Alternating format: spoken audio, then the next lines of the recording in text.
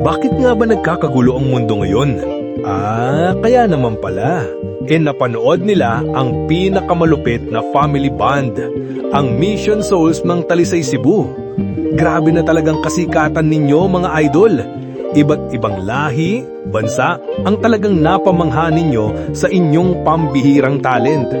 Naku, paniguradong pinagmalaki kayo ng mga taga Cebu. At syempre, proud din ang mga kagaya namin mga idol dahil inaangat ninyo ang bandera ng ating bansa.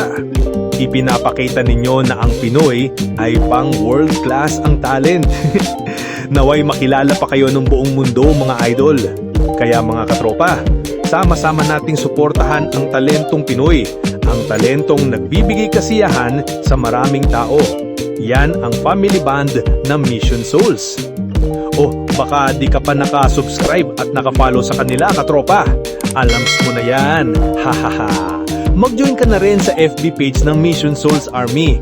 At huwag mong kalimutan din itong ating munting channel. Ito ang Glenn Martires TV, kung saan bida ang talento ng Pinoy. Peace out!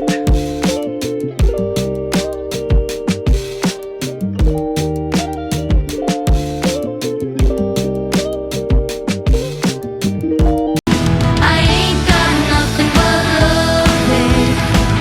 8 days a week, 8 days a week.